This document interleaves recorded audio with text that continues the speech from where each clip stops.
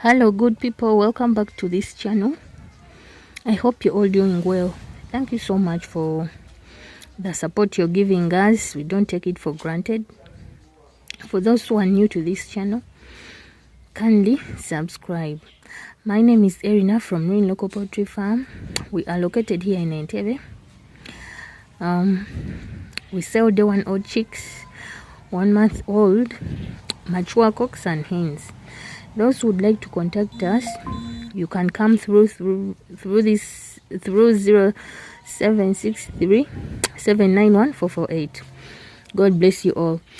This video is all about the mistakes. Today we are going to talk about the mistakes, about 5 mistakes that most people make when building a chicken house. I just want to give you just five of them when they're building a chicken house or coop, which makes it so hard for them to make any profits or progress. And these mistakes could be actually as simple, but you may not be knowing. They may be simple to correct, but you may not be knowing. So let's look at the 5 things you must take care of when constructing a chicken house or coop. Point number 1 is spacing. Look at that coop and the space that we gave. That is in the coop itself.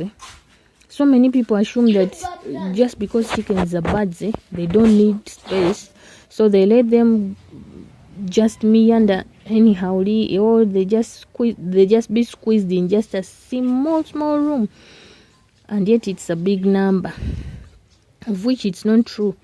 They also need space to grow. People think that if they just keep them like that, or they just keep them anyhow, they can grow very well and maybe just roam around, but it's not true. The truth is chickens need a good spacing for them to grow very well, and not to peck on themselves or each other, and even prevent diseases brought by overcrowding. They need to exercise. That means the space has to be provided for them, and it has to be professional or enough per chicken. So you must take into consideration when you're building your coop or house for the chickens, that space that you give them must be of a reasonable one. Let me say, the space has to be professional or enough for them to exercise. Point number 2, these chickens, you see, need aeration. They need aeration to grow very well, because their poo builds up a lot of ammonia.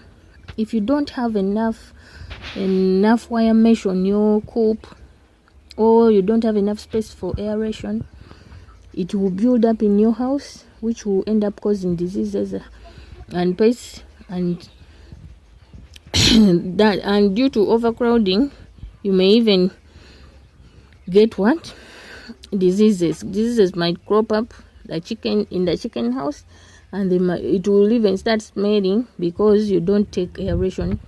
Because you didn't take aeration into consideration. So when you're building, consider aeration. I think it's a simple rule to follow, especially if you're keeping chickens in a small space. Follow that rule properly, so that your chicken's house or coop is ever clean and smelling well, not to pollute the environment.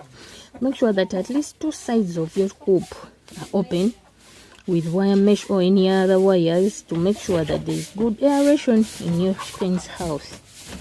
Then number 3, which people forget, is lighting. Lighting is very important. Why?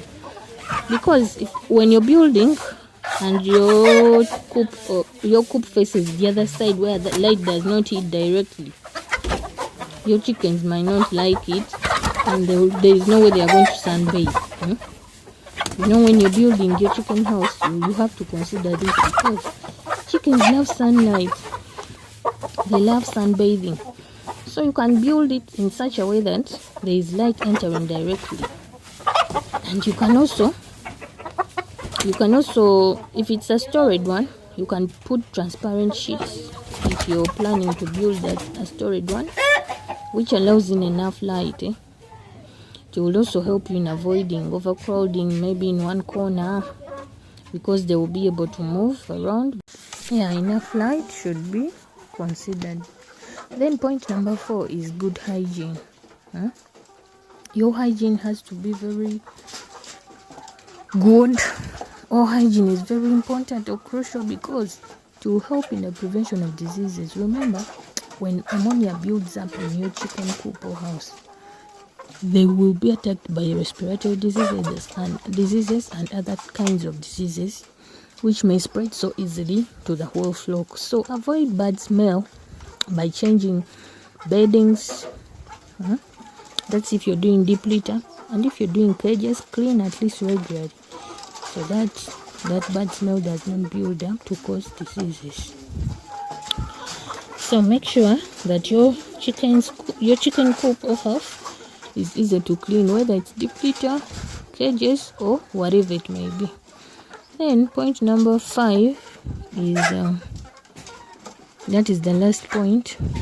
It's building your chicken house or coop in such a way that removing eggs is simple, so that you don't disturb the chickens when they are laying. So make sure that collecting eggs from your coop or house is easy for you, and you cannot disturb your chickens when they are laying. You can even introduce laying boxes at around 4 months, so that they get used to them and they don't litter the eggs, or they don't just lay anywhere in the coop. Let me hope you have learned something today and you not make these mistakes when building chicken coops or houses.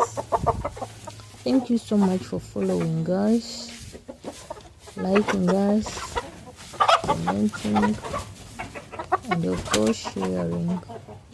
God bless you, and meet in the next video.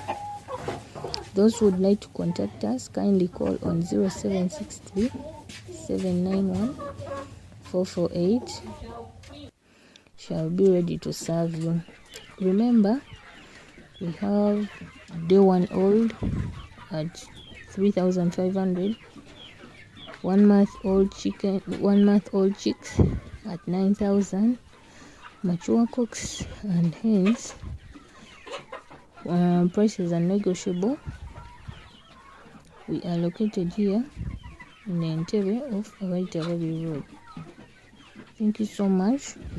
God bless you. Keep on following and liking the videos. Bye bye for now.